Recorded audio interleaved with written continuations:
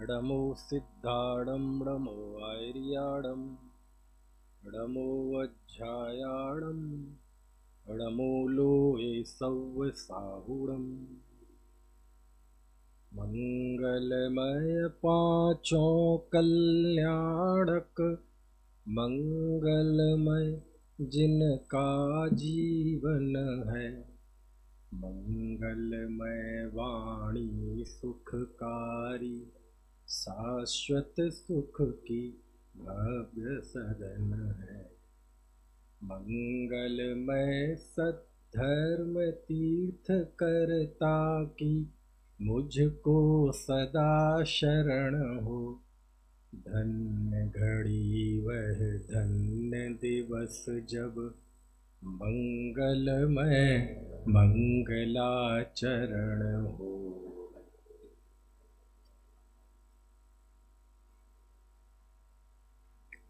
श्री 1008 पार्श्वनाथ दिगंबर जिनबिंब पंच कल्याणक प्रतिष्ठा महोत्सव, जिसकी उत्साह के साथ आज शुरुआत हुई और ज्यों-ज्यों दिन आगे बढ़ेंगे निश्चित तौर पे पूरी बनारस नगरी का उत्साह, आनंद और उल्लास कई गुना बढ़ जाएगा। 45 मिनट की चर्चा में आज हम चर्चा करेंगे कि अभी जो मैंने बोला ना, श्री 1008 पार्श्वनाथ दिगंबर जिनबिंब पंच कल्याणक प्रतिष्ठा महोत्सव, इसका अर्थ क्या है? क्योंकि मैं जानता हूं पंच कल्याणक जैसे आयोजन की जो सभा होती है, यदि भी उसमें नित्य प्रतिदिन के स्वाध्यायी जीव भी होते हैं, लेकिन बहुतेरे जीव ऐसे भी होते हैं जो हो सकता है पहली ही बार स्वाध्याय सुन रहे हो, या कभी कभार सुनते हो, या किसी रिश्तेदारी आदि की वजह से उन्हें इसमें शामिल होने का सौभाग्य प्राप्त हुआ हो। तो नित्य प्रति स्वाध्यायियों को थोड़ा सा गौण करके पहले दिन भी कोई इस सभा में आया हो, 8 साल का बच्चा भी आया हो, वो भी यहाँ से 2 लाइन सीख कर जाए, ऐसा मेरा प्रयास रहता है।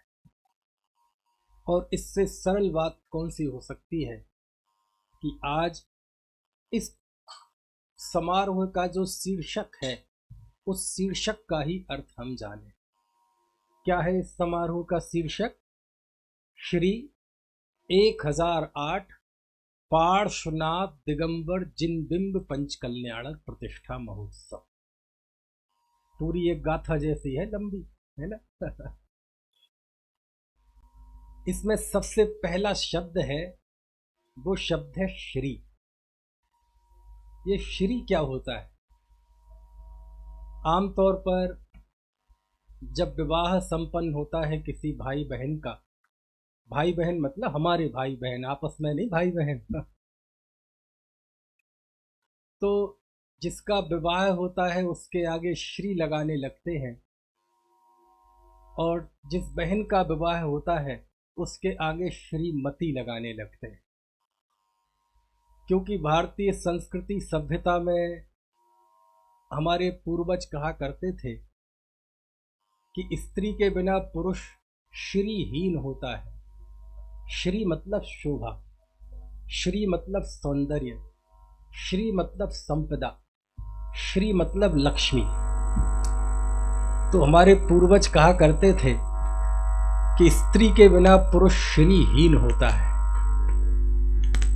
और पुरुष के बिना स्त्री मतिहीन होती है।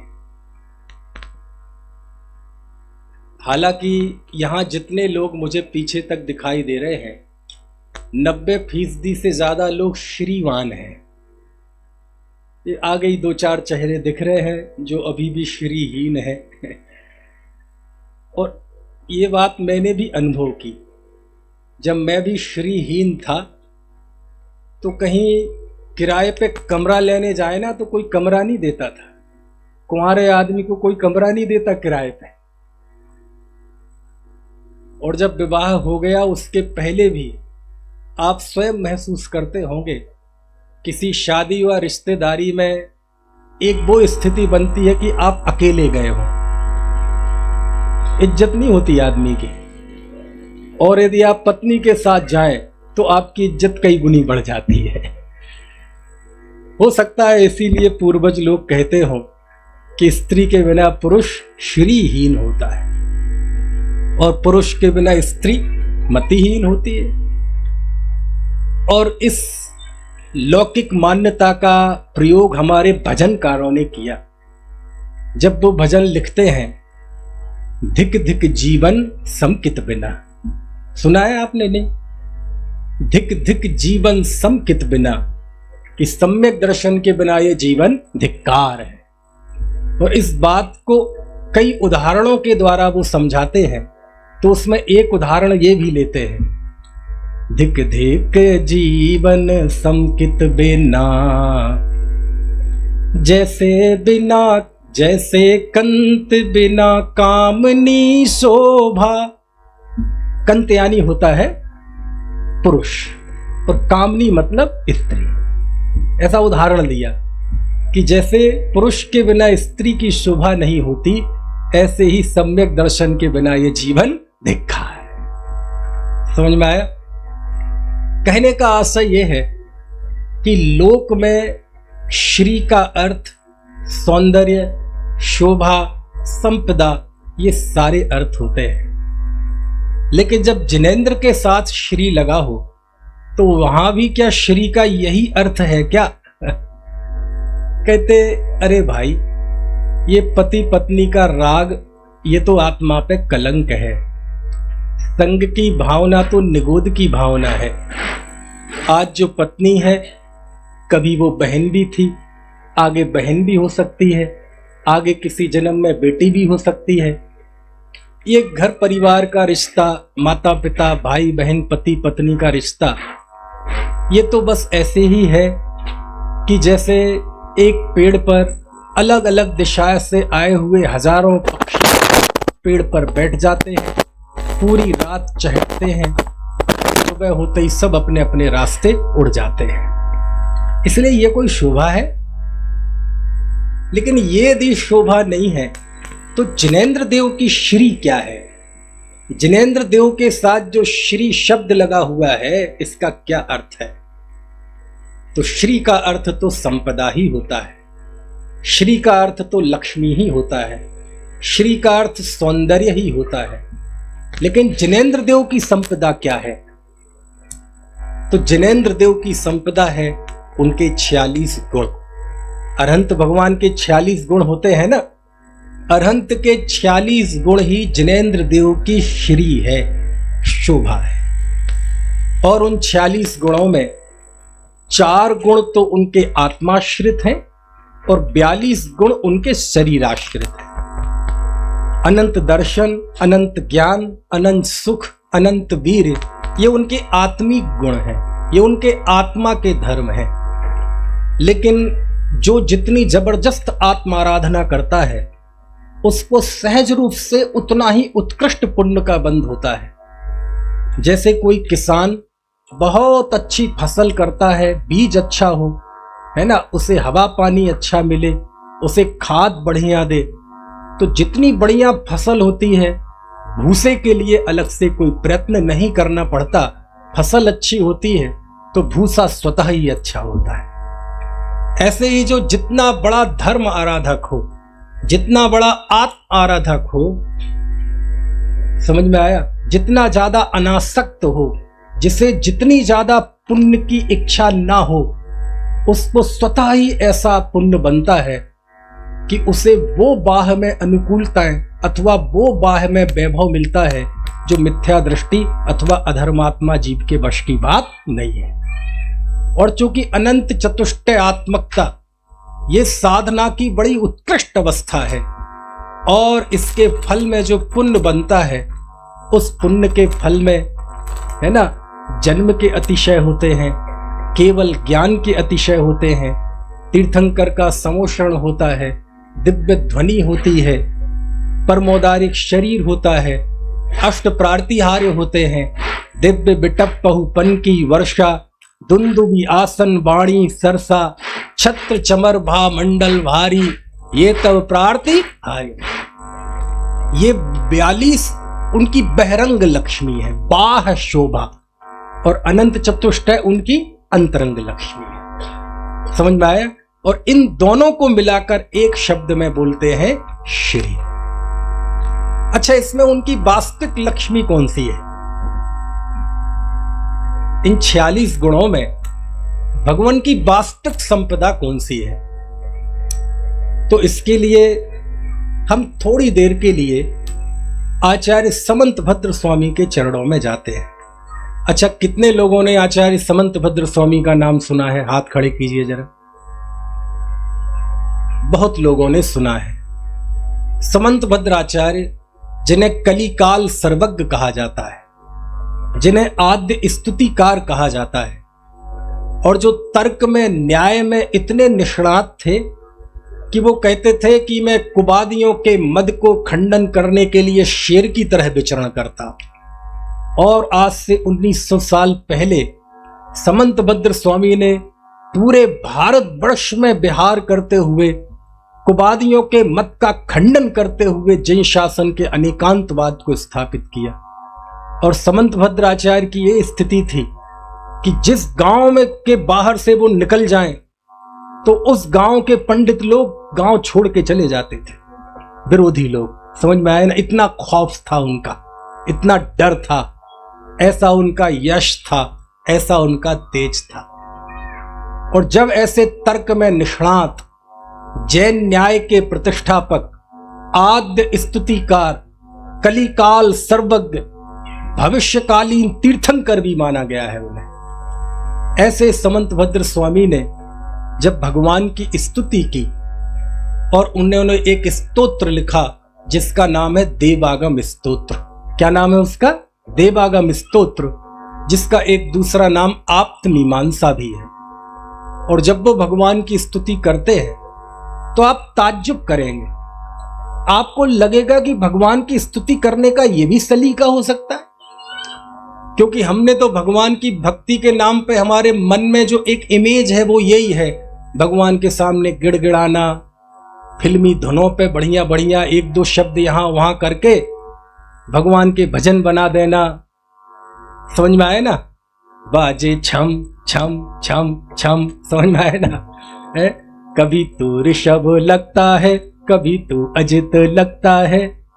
यानी भगवान की वो स्तुति जिसमें भगवान के गुणों का बखान तो तनिक भी नहीं आता है। और वो भजन बनाने वाला कभी भी को भी जैन धर्म की एक लाइन भी नहीं आती, लेकिन आधुनिक और भड़कीली धुनों पर जैसे तैसे एक दो शब्द सेट करके भजन बन जाते हैं और सारा विश्व उस पर थिरकता है। हमने भक्ति का यही स्वरूप मान रखा है। लेकिन जब समंत भद्र जैसा व्यक्तित्व भगवान की भक्ति करता है तो वो आचार्य क्या लिखते हैं वो जानने लायक है। मैं किसका अर्थ बता रहा हूं आपको? श्री का अर्थ बता रहा हूं आपको, पंच कल्याणक का परिचय दे रहा हूं। वो लिखते हैं, पहला ही श्लोक, देवागम स्तोत्र, स्तोत्र है वो, पहली ही कारिका। आप हाथ पे दिया रख के सारे विश्व में चले जाएंगे तो समंत भद्र आचार्य जैसे स्तोत्र आपको विश्व में कहीं नहीं मिले। वो लिखते हैं, देवागम न भूयान चामरादि विभूतयः माया विश्वपि दृश्यन्ते नातस्तमसि नो महान। समझ में तो नहीं आया? नहीं आया ना? इतने जल्दी आना भी नहीं चाहिए। समझ में आया? अरे आचार्य समंत भद्र देव के वचन इतने आसानी से समझ में आ जाए, इतने अच्छे हम हैं कहां? देखो, समंत भद्र स्वामी लिखते हैं, हे भगवान, मैं आपके सामने मैंने मस्तक इसलिए नहीं झुकाया है कि आपके यहां देवों का आगमन होता है, क्योंकि अभी आप देखेंगे, अभी इंद्र सभा लगेगी ना, एक आध तो हो भी चुकी और कल फिर लगेगी। तो देव आते हैं कि नहीं? देव मनाते हैं ना पंच कल्याणक। तो हम तो इसी में हर्षित होते हैं। हम तो देव बनने के लिए भी लाखों रुपए खर्च करते, बोलियां लेते हैं, समझ में आया। और जब बढ़िया सूट बूट के साथ, सूट बूट मतलब वो शेरवानी, वो टाई वाला सूट नहीं, और जब सौधर्मेंद्र और कुबेर सब मंच पर बैठते हैं तो बिल्कुल वो वैसे ही हर्षित होते हैं कि इतना हर्षित तो वो असली वाला नहीं होता होगा। लेकिन समंतभद्र स्वामी कहते हैं कि हे भगवान, मैं आपकी वंदना इसलिए नहीं कर रहा हूं कि आपके यहां देवों का आगमन होता है। मैं आपकी वंदना इसलिए नहीं कर रहा हूं कि आप परमोदारिक शरीर वाले हैं। मैं आपकी वंदना इसलिए नहीं कर रहा हूं कि आप समोषण में अधर में विराजमान है, 4 अंगुल ऊपर विराजमान है। हम आपकी वंदना इसलिए नहीं कर रहे हैं कि आपका समोषण है, आप दिव्य ध्वनि है आपके छत्र चमर भामंडल है। हम आपकी वंदना इसलिए नहीं करते क्योंकि आपका पंच कल्याणक मनाया जाता है, रत्नों की बारिश होती है, इंद्र 1008 आंखें बनाकर आपके रूप को निहारता है। हम इस वजह से आपको नमस्कार नहीं करते। समझ में आया। अब कभी कभी आपको ये लगेगा कि क्या किसी स्तोत्र की पहली लाइन ऐसी भी हो सकती है कि ऐसा लगे कि जैसे भगवान की स्तुति नहीं कर रहे बल्कि भगवान को धमका रहे हैं। समझ में आया ना?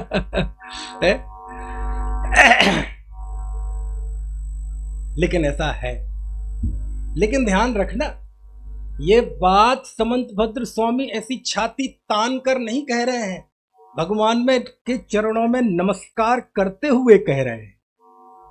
और इस बात को समझाने के लिए आप्तमीमांसा के टीकाकार आचार्य विद्यानंदी स्वामी ऐसी परिकल्पना करते हैं कि मानो, उदाहरण है, मानो आप्तमी आचार्य ने परिकल्पना की, मेरी नहीं है, उन्होंने की इसलिए मैं कर पा रहा हूं। वो लिखते हैं इस श्लोक को समझाने के लिए कि मानो भगवान अरहंत देव के चरणों में, महावीर स्वामी के चरणों में समंतभद्र झुके हुए हैं, और मानो महावीर स्वामी ने ही पूछ लिया कि हे समंतभद्र, तुम मेरे सामने नमस्कार क्यों कर रहे हो, तुम मेरे सामने माथा क्यों झुका रहे हो। कौन पूछ रहा है? भगवान। किससे पूछ रहे हैं? अब यहां आप कोई प्रश्न कर सकता, ऐसा होता है क्या? ऐसे भगवान किसी से पूछते हैं क्या? नहीं, हकीकत में तो भगवान ऐसे नहीं पूछते हैं। लेकिन विद्यानंदी स्वामी ने इसके भाव को समझाने के लिए इस तरह उन्होंने प्रेजेंट किया, प्रस्तुत किया कि हे समंतभद्र, तुम मेरे चरणों में क्यों झुके हो। ऐसे किसी से बात करते क्या भगवान? करते हैं। बोले हमसे तो नहीं की ऐसी बात। बोले कहते जो समंतभद्र देव जैसा व्यक्ति जब झुकता है तो बात करते हैं। क्या मतलब? रोज हजारों जिन मंदिरों में लाखों भक्तों की भीड़ लगी है, अभिषेक के नाम पे धक्का मुक्की हो रही है, भगवान उनसे बात नहीं करते। जब मैं एक बार महावीर जी गया तो जिस जिन प्रतिमा के साथ अतिशय जुड़ा हुआ था, उन भगवान का अभिषेक करने वालों की लाइन लगी है, और उन्हीं के बगल में एक दूसरे भगवान विराजमान है, उनका कोई अभिषेक करने तैयार नहीं। अब बोले ये जो लाइन लगी है, अब ये भगवान के चरणों में जाएंगे तो भगवान इनसे बात नहीं करते। बोले क्यों? इन भोले भाले लोगों से क्या बात करूं? कहे तो मैं मूर्ख भी सकता था, लेकिन क्यों कहूं। बोले क्या? अरे जिसको ना भक्त के स्वरूप का पता, ना भगवान के स्वरूप को पता, ना भक्ति क्या होती है ये पता, ना पूज्य का पता, ना पुजारी का पता, जीवन का लक्ष्य क्या है, पक्ष क्या है, उनकी हम वंदना क्यों कर रहे हैं, और केवल भगवान के सामने एक ही उद्देश्य से जाते हैं, कुल परंपरा से, अथवा देखा देखी, अथवा किसी नियम को निभाने के लिए, अथवा किसी पुण्य की प्राप्ति के लिए, अथवा रोग शोक भय उपद्रव का छिन्न छिन्न भिन्न भिन्न करने के लिए। भगवान कहते हैं अब इनसे मैं क्या बात करूं, ये मेरे भक्त नहीं है, ये तो भोगों के भिखारी है, ये तो मेरे दरवाजे पे आए हैं तो एक बहुत बड़ी लंबी लिस्ट लेकर आए हैं, अपनी डिमांड की लिस्ट लेकर आए। किसी को बीमारी ठीक करना है, किसी को व्यापार चलाना है, किसी को ग्रह नक्षत्र ठीक करने, किसी को काल सर्प योग हटाना है। बोले हम इनसे क्या बात करें, ये हमारे बात करने लायक हैं क्या? बोले लेकिन एक ऐसा जीव जो पर मत छोड़कर जिन मत में आया, तर्क से न्याय से जिन धर्म की एक एक बात को कसौटी पर कसा और इस जिन धर्म को स्वीकार किया, और कुवादियों के तर्क का खंडन करने के लिए शेर की समान विचरण करता है, ऐसा तर्कशील, ऐसा दबंग, ऐसा ओजपूर्ण व्यक्तित्व जब मेरे चरणों में झुकता है तो उससे बातचीत करने का मन करता है। समझ में आए ना? बाकी से क्या करूं कि हे समंत भद्र, तुम मुझे नमस्कार क्यों करते हो? तो इस प्रश्न का जवाब समंत भद्राचार्य देते हैं। तो प्रश्न तो किया अस्ति से, पॉजिटिव, लेकिन उन्होंने उसका जब जवाब दिया तो नास्ति से शुरू किया। कैसे शुरू किया? हे भगवान, ऐसे नहीं कहा हे भगवान, हे भगवान। समझ में आए ना? हे भगवान, ये समंत भद्र का मस्तक आपके चरणों में इसलिए नहीं झुका है कि आपका पंच कल्याणक मनाया जाता है, आपके यहां देव आते हैं, हम आपके इस बाह्य वैभव के कारण आपकी वंदना नहीं करते। क्यों नहीं करते? प्रश्न ये है क्यों नहीं करते, कारण क्या है? तो वो लिखते हैं माया विश्वपि दृश्यन्ते नातस्तमसि नो महान। क्योंकि ये सारी चीजें तो मायावियों में भी देखी जाती है। आपने कथाओं में नहीं सुना कि रेवती रानी ने 25 में तीर्थंकर का समोषण बना रखा था? रेवती रानी ने नहीं, देव ने। और उसने रेवती रानी से जाकर कहा कि वहां 25 में तीर्थंकर का समोषण आया और बाकायदा बना रखा था।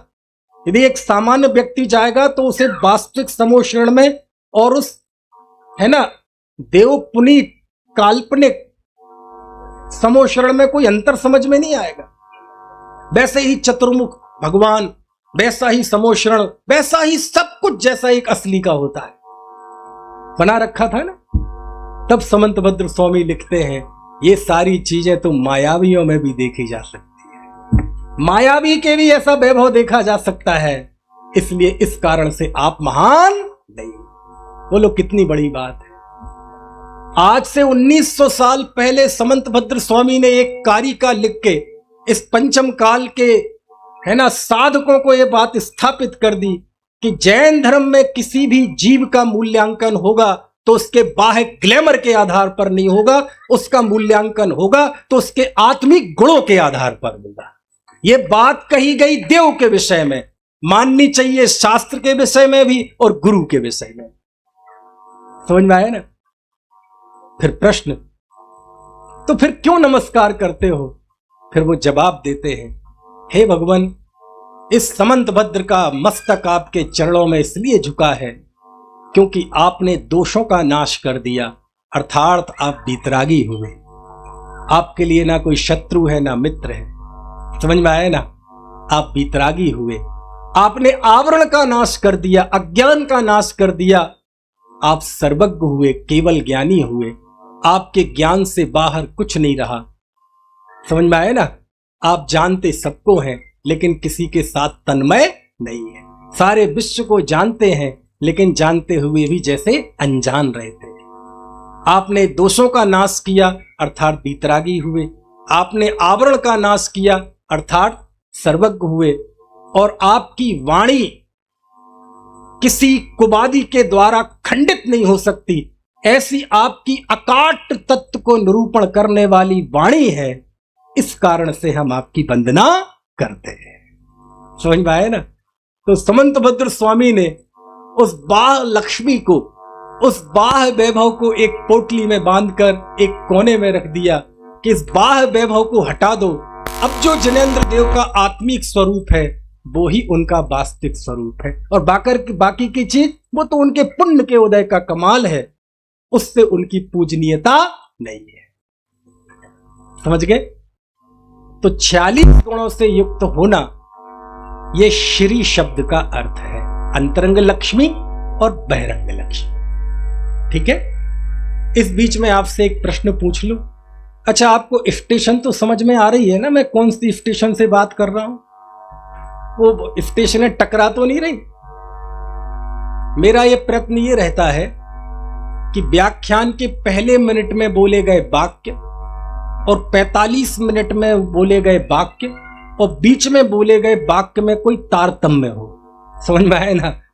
आपको पहले मिनट में बोले गए वाक्य और आखिरी में जब मैं बोलूंगा उसमें दोनों में कनेक्शन होना चाहिए। इसलिए मैं बार बार बीच में आपको है ना जगाता रहता हूं। तो आपको स्टेशन समझ में आ रही है ना किस बात का अर्थ कर रहा हूं मैं? इस आयोजन का जो शीर्षक है, शीर्षक क्या है? श्री 1008 पार्श्वनाथ दिगंबर जिनबिंब पंचकल्याणक प्रतिष्ठा महोत्सव। अब दूसरा शब्द है 1008। ये 1008 क्या है? किसी के आगे 105 लगाते, किसी के आगे 108 लगाते और किसी के आगे 1008 लगाते। ये 1008 क्या है? जब मैं शास्त्रों में खोजने जाता हूं तो ये 1008 केवल भगवान की गरिमा और उच्चता को बताने का एक सिंबल मात्र है। इसका बहुत गहरा कोई तात्विक अर्थ या कोई बहुत गहरा सैद्धांतिक अर्थ नहीं है, लेकिन जो है वो मैं आपको बताता हूं। 1008 इसलिए लगाया जाता है, 1008 संख्या से जुड़ी हुई तीर्थंकर के जीवन की 4 बातें आपको पंचकल्याणक में बताई जाएंगी, जिसमें सबसे पहला यह है कि भगवान के शरीर पर 1008 शुभ लक्षण होते हैं और वो 1008 शुभ लक्षण केवल जिनेंद्र देव के शरीर पर होते हैं, दुनिया के और किसी पुण्यवान व्यक्ति के शरीर पर नहीं होते। 3 और आते हैं और वो आपको पता चलेंगे अभी जो पंचकल्याणक आगे बढ़ेगा। जब तीर्थंकर को अभिषेक के लिए सुमेरु पर्वत पर ले जाते हैं उस समय 1008 कलशों के द्वारा उनका जन्माभिषेक होता है। यह उनके त्रैलोक पूज्यता का है ना प्रतीक है। तीसरा, उस बालक के रूप को निहारने के लिए वह इंद्र 1008 आंखें बनाता है। समझ में आया ना? और अभी देखना आप कब है जन्म कल्याणक? परसों है। वो रूप बना, जब आपको अभिषेक होगा, अभिषेक के बाद आप आएंगे, वो रूप बना के देखेगा और फिर उसके बाद वो खुशी में डांस करता है, मन मयूर नाच उठता है, तांडव नृत्य करता है। समझ में आया? अब लोक में तो तांडव बड़ा प्रलयंकारी होता है, लेकिन यहां भक्ति में तांडव करता है। समझ में आया? तो 3 बातें हो गई। कौन कौन सी? 1008 शुभ लक्षण, 1008 कलशों से अभिषेक, 1008 आंखें बनाकर बाल रूप का दर्शन और चौथा, इंद्र 1008 नामों के द्वारा भगवान की स्तुति करता है। कितने नामों के द्वारा? 1008, जिसे सहस्त्र नाम कहते हैं, जिसका उल्लेख जिनसेन स्वामी ने किया, पंडित आशाधर जी ने किया। और जब आप सिद्ध चक्र विधान करते हैं तो उसकी 8वीं पूजन में उन 1008 नामों सहित सिद्धों की वंदना की गई है। तो 1008 का प्रतीक अर्थ क्या हुआ कि ये जिनेंद्र देव, कौन से जिनेंद्र देव? ये श्री लक्ष्मी युक्त, कौन से लक्ष्मी वाले, कौन से शोभा युक्त? बोले जिनका अभिषेक सुमेरु पर्वत पर 1008 कलशों से हुआ, जिनके बाल रूप को 1008 आंखें बनाकर इंद्र ने निहारा, जिनकी 1008 नामों के द्वारा इंद्रों ने स्तुति की और जिनके शरीर पर 1008 सर्वोत्कृष्ट शुभ चिन्ह है, ऐसे जिनेंद्र देव का पंचकल्याणक है। समझ में आ गई बात? तो 1008 का अर्थ आपको समझ में आया? चलिए अब आगे, श्री 1008 पार्श्वनाथ। अच्छा, पार्श्वनाथ का पंचकल्याणक क्यों? अभी कल सब वहां थे दिल्ली में, आज वहां पूरा हुआ है नोएडा में, वहां भी पार्श्वनाथ भगवान का था।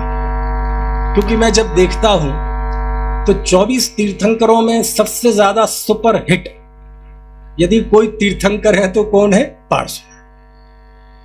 समझ में आया? अच्छा, क्यों है? क्या करें, हमारे यहाँ 24 में से 2-4 तीर्थंकर ही सुपरहिट है, जिनकी सबसे ज्यादा पूजा अर्चना जय जयकार होती है। धर्मनाथ भगवान की तो कोई जय बोलता है, मल्लीनाथ की बोलता है, कोई अनंतनाथ की बोलता है, वासुपूज्य की बोलता है, सुमतिनाथ की बोलता है? नहीं। इनका नंबर तो कब आता है? कभी 24 ही विराजमान हो तो उनमें इनका नंबर आ जाता है। यदि 24 ही विराजमान ना हो तो इन भगवानों का नंबर ही ना है, कोई पूजा भी नहीं करता। वो तो जब 24 तीर्थंकरों की पूजा आती है ना, वह फिर पूजा पीठिका में ऋषभदेव कल्याण कराए, अजित जनेश्वर, तो सबके आ जाते हैं। लेकिन जब मैं देखता हूं, भारतवर्ष का ऑब्जर्वेशन करता हूं, तो 4-5 तीर्थंकर सबसे ज्यादा उनकी चर्चा होती है, जिसमें यदि पूरी मेरिट बनाई जाए, टॉप 10 तो बन भी नहीं पाएगा, टॉप 5 भी बन पाएगा। तो सबसे ज्यादा यदि कोई लोकप्रिय है तो पार्श्वनाथ। अच्छा, क्यों है? उसके पीछे कारण क्या है? पार्श्वनाथ भगवान बाकी 23 से किस मामले में सुपीरियर है? किसी मामले में नहीं। 24 तीर्थंकर एक से, जैसे पार्श्वनाथ वंदनीय है वैसे धर्मनाथ वंदनीय है। लेकिन पार्श्वनाथ सबसे ज्यादा यदि दुनिया में पूजे जाते हैं तो इसलिए क्योंकि हमने ऐसा मान लिया है कि पार्श्वनाथ रक्षा करते हैं। समझ में आया ना? और वो सांपों का चक्कर है, कमट का चक्कर है, घड़न पद्मावती का चक्कर है, क्योंकि हम कौतूहल प्रिय लोग हैं। समझ में आया ना? जब तक कौतूहल ना बने, जब तक तड़का ना लगे दाल में, तो हमारे मुंह से निगली नहीं जाती। जब तक मसाले ना डले तो हमसे सब्जी खाई नहीं जाती। समझ में आया ना? ऐसी लोक रुचि के कारण पार्श्वनाथ भगवान का जो जीवन था, वर्तमान जीवन और पूर्व जीवन भी, वो बहुत अनेक है ना प्रसंगों से जुड़ा हुआ है, इसलिए वो सबसे ज्यादा चर्चित होते हैं। एक बार भरी सभा में मुझसे पूछा, पार्श्वनाथ भगवान वहां के मूल नायक थे, वो भी फण वाले, और वहां की मान्यता थी कि मान्यता पूरी होती है, और उन्हें बोलते भी बाबा थे। समझ में आए ना? तो 10 लक्षण पर्व की सभा थी, तो एक व्यक्ति ने खड़े होकर पूछा कि पंडित जी एक प्रश्न है। बोले बताओ। बोले भगवान पार्श्वनाथ रक्षा करते हैं कि नहीं करते हैं? दरअसल उसे मुझे उखाड़ना था। क्यों? क्योंकि जिस मंदिर में बैठकर मैं व्याख्यान कर रहा था, ऐसी पर्दा लगा हुआ था प्रवचन के टाइम, पीछे पार्श्वनाथ भगवान विराजमान थे। समझ में आया ना? अब मैंने कहा, यदि मैं ये कहता हूं कि पार्श्वनाथ रक्षा नहीं करते, तो अभी ये हमें सारी स्तुति सुना देगा, नरेंद्रम फणींद्रम और जय पारथनाथ, पारसनाथ, अनाथ नाथ। तो मैं नहीं करते हैं ये कह नहीं सकता, और यदि कहता हूं हां करते हैं तो इसके अज्ञान का पोषण होता है। समझ में आया ना? ना हमें असंतोष पैदा करना है और ना किसी अज्ञान और मिथ्यात्व का पोषण करना है। यदि मेरी वाणी से ऐसी बातें निकले जैसे समाज में असंतोष हो जाए, समाज में झगड़े खड़े हो जाए, परिवार में झगड़े हो जाए, तो ऐसी जीव उठे ना तो अच्छा है। लेकिन इससे बड़ा संकट यदि मेरे द्वारा बोले गए शब्दों से यदि अज्ञान का पोषण हुआ, मिथ्यात्व का पोषण हुआ, तो मुझसे बड़ा कोई अधम और पापी नहीं। तो मैंने कहा, देखो भैया, जिस अपेक्षा से पार्श्वनाथ रक्षा करते हैं, उस अपेक्षा से 24 तीर्थंकर ही रक्षा करते हैं। क्यों? ऐसा कौन सी रक्षा है जो आदिनाथ नहीं कर सकते, जो अनंतनाथ नहीं कर सकते? अरे आपको मुक्ति का मार्ग बता सकते हैं, अष्ट कर्मों को जीतने का उपाय बता सकते हैं, संकटों में कैसे हम अपने आत्मा में दृढ़ रहें, साम्य भाव में दृढ़ रहें, वो उपदेश दे सकते हैं, और वो 24 ने दिया। इस अपेक्षा से 24 तीर्थंकर रक्षा करते, और जिस अपेक्षा से नहीं करते, पारसनाथ भी नहीं करते। समझ में आया? नहीं, ताली आली मत बजाओ। भगवान ऋषभदेव को हम इसलिए याद करते हैं क्योंकि वो पहले थे। नेमिनाथ भगवान को हम इसलिए याद करते हैं कि वो पशुओं का चक्कर था, और शांतिनाथ भगवान को इसलिए याद करते हैं क्योंकि उनका नाम शांति है। यदि मान लीजिए उनका नाम शांतिनाथ की जगह समझ में और कुछ होता तो कोई याद नहीं करता। और शांतिनाथ भगवान का इस्तेमाल तो हम किस रूप में करते हैं कि कभी शोर शराबा हो रहा हो तो हम क्या करते हैं, बोलिए शांतिनाथ भगवान की जय।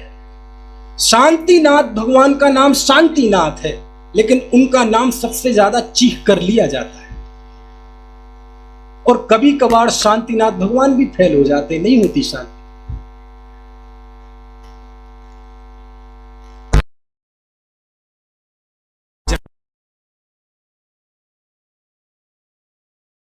कहीं वर्ण के नाम पर भेद खड़ा कर दिया, कहीं स्थान के नाम पर भेद खड़ा कर दिया, अपने अपने सरोकारों के नाम पर भेद खड़ा कर दिया।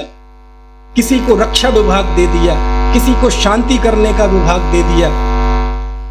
एक और थे हमारे, जब वो चेचक होता था ना बच्चों को, जिसे माता बोलते हैं, माता निकल आई, तो लोग शीतला माता को जल चढ़ाने चले जाते थे। तो हमारे लोगों को चिंता हुई कि उनको वापस कैसे लाया जाए। तो बोले ढूंढो। तो 24 तीर्थंकर में शीतलनाथ मिल गए।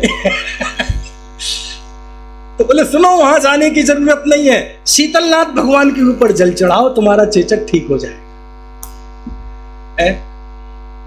नहीं नहीं भैया, सभी तीर्थंकर वीतरागी हैं, सर्वज्ञ हैं, सबने मुक्ति मार्ग का उपदेश दिया है। जिन धर्म ये नहीं कहता कि जीवन में समस्याएं हैं, उनका समाधान प्रस्तुत नहीं करता। जिन धर्म ये कहता है कि जीवन में कुछ समस्या है ही नहीं। यदि समस्या एकमात्र है तो बहिर्मुखता है, समस्या एकमात्र है तो पर्याय मूढ़ता है, समस्या एकमात्र है तो देह जीव को एक गिने बहिरात्म तत्व मुधा है। सारी समस्याएं तो इस देह को आत्मा मानने से शुरू होती हैं। और यदि एक बार ये चूल्हा उखाड़ के फेंक दिया कि मैं देह नहीं हूं, मैं चेतन हूं, समस्याएं हैं कहां?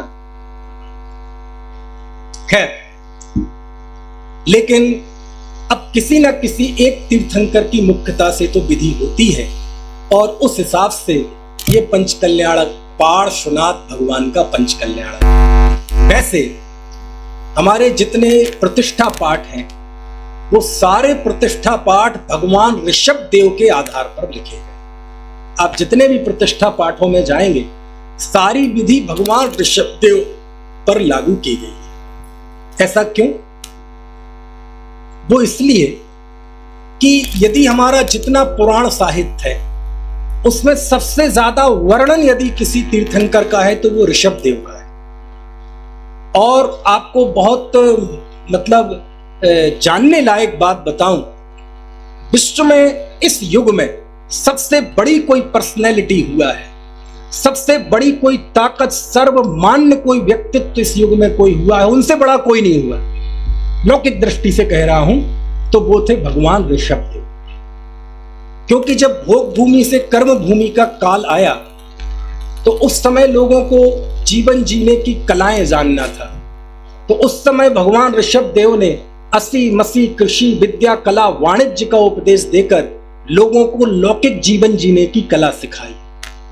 और जब वह मुनि बन गए और तीर्थंकर हो गए तो अपनी दिव्य ध्वनि के द्वारा उन्होंने पारलौकिक जीवन जीने की कला सिखाई। इस युग में लौकिक जीवन जीने की कला सिखाने वाले प्रथम पुरुष थे तो आदि ब्रह्म भगवान ऋषभ देव। और इस युग में पारलौकिक जीवन की कला को बताने भी प्रथम व्यक्ति कोई थे तो आदि ब्रह्म भगवान ऋषभ। यही कारण है कि आप विश्व में कहीं चले जाइए, जैनेतर संस्कृतियों में भी चले जाइए, तो ऋषभ देव कहीं ना कहीं किसी ना किसी रूप में आपको मिल जाएंगे।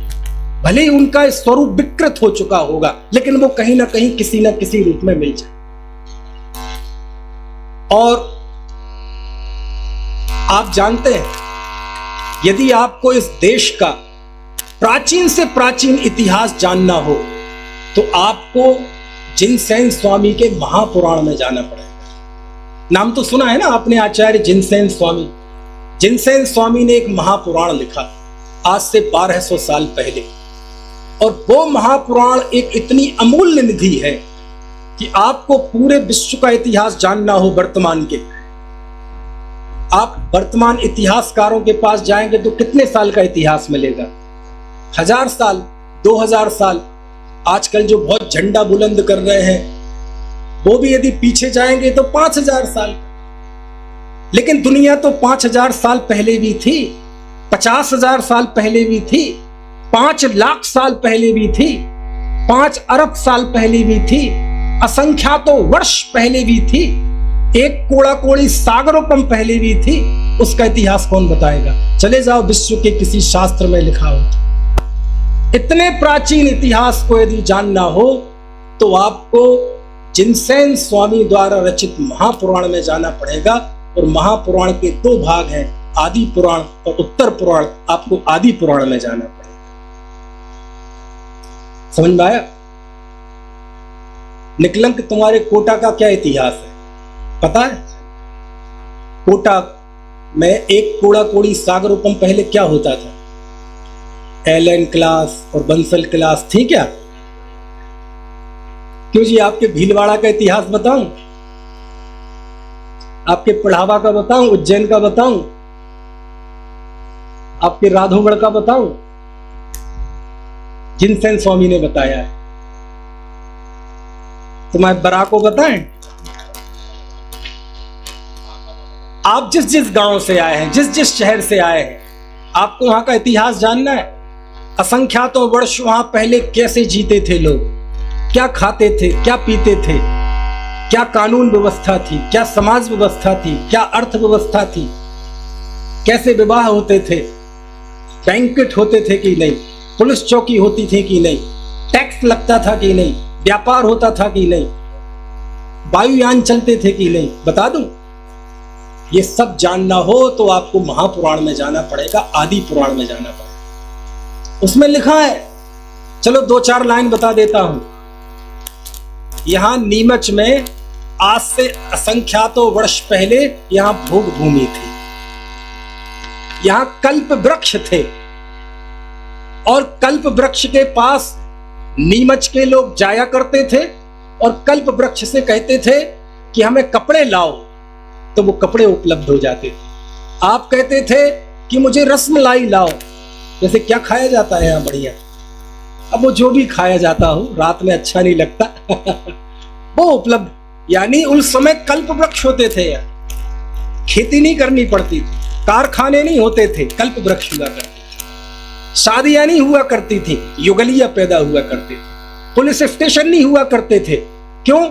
आपस में इतने प्यार से रहते थे लोग, इतने प्यार से रहते थे कि किसी को आंख उठाकर नहीं देखते थे। कोई जेल नहीं हुआ करती थी, कोई मेडिकल कॉलेज नहीं हुआ करते थे, क्योंकि कोई बीमारी नहीं हुआ करता।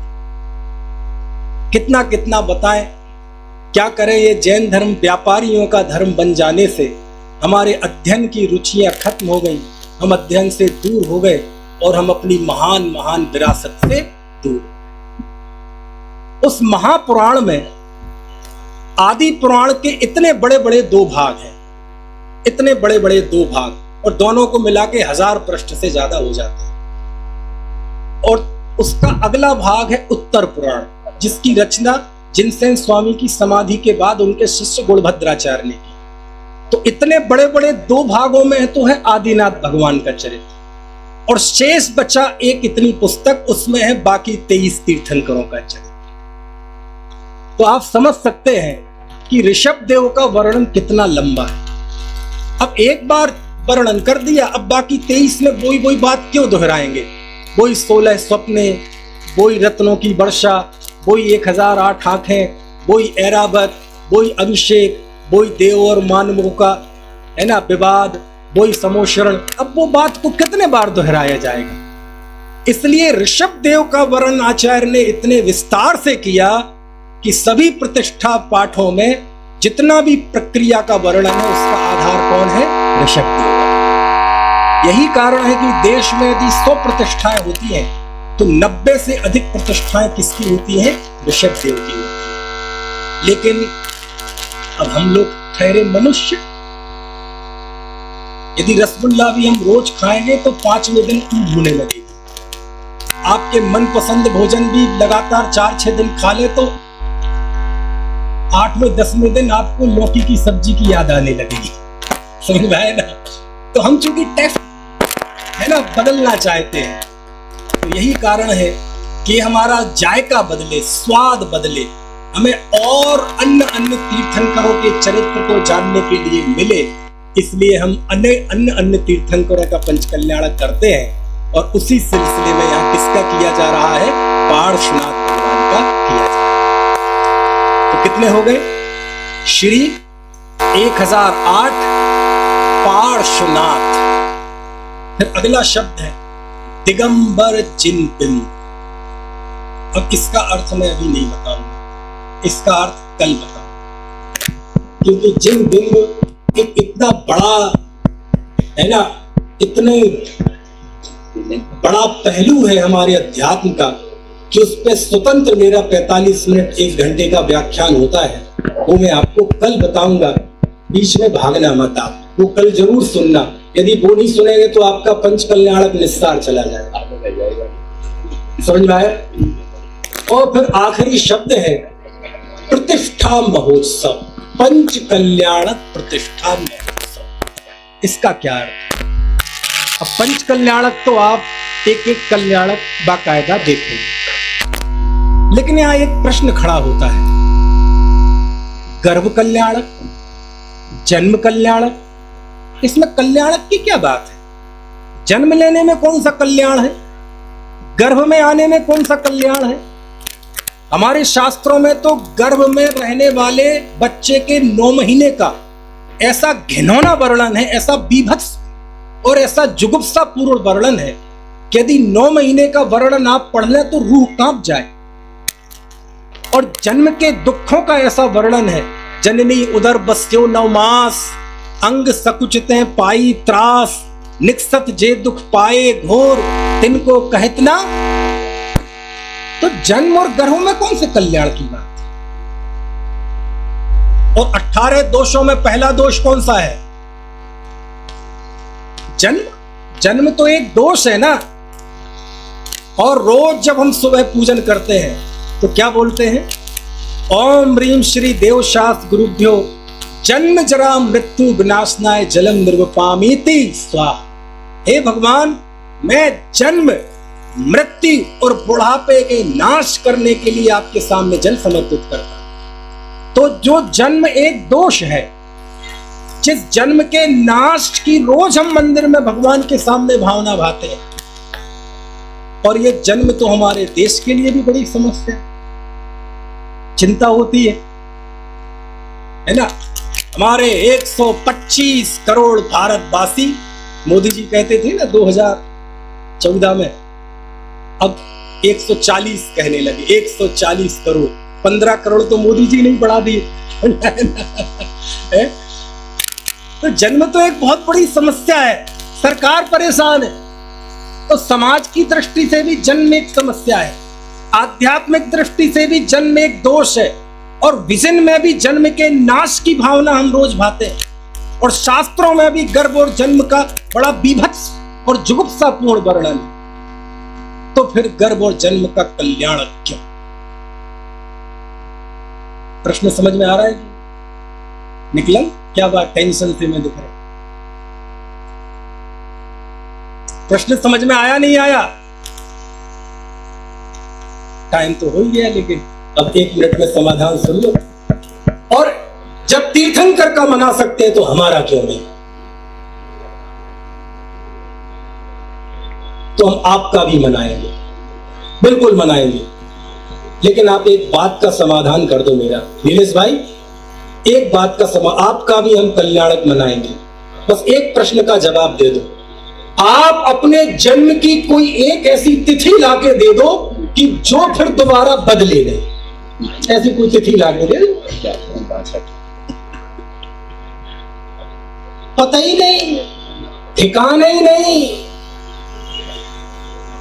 पंच परावर्तन के स्वरूप में काल परावर्तन का स्वरूप पढ़े तो रूह कांप जाए। अवसरपणी उत्सरपणी का एक भी पल ऐसा नहीं है जिसमें अनंतों बार जीवन और मरण ना किया। हमारी तो अभी जन्म का ठिकाना ही नहीं। आज हम अपना जन्म मनाते हैं, लेकिन अभी यहाँ मर के कहीं दूसरी पर्याय में पहुंच जाएंगे तो एक और जन्म तिथि, एक और जन्म तिथि। हमारे जन्म का कोई ठिकाना है? कोई एक ऐसी तिथि बता दो कि जिसके बाद वो तिथि बदले ना, अनंत काल तक आपके जन्म की तिथि सृष्टि के चक्र पर अंकित हो जाए। ऐसी कोई तिथि बता दो, हम आपका भी जन्म कल्याण करें। लेकिन पार्श्वनाथ भगवान के जन्म की जो तिथि है, उसके बाद वो तिथि बदली नहीं, क्योंकि दोबारा उन्होंने जन्म लिया। तो उनका वह जन्म, उनकी वह जन्म की तारीख इस समाज को, इस समुदाय को ये चेतना जागृत करती है कि ये जन्म कोई सौंदर्य नहीं है। ये जन्म लेकर जन्म को नाश करने का पुरुषार्थ करना ही इस जन्म की सार्थकता है। इसलिए हम उनका कल्याण मनाते हैं। हमारे जन्म से तो विकार पैदा होता है और उनके जन्म कल्याण को मनाते हैं तो पुरुषार्थ पैदा होता है, और वह पुरुषार्थ ही हमारे लिए मांगलिक है, कल्याणकारी है। ठीक है, समय हो गया है। चिन्ह बिंब की बात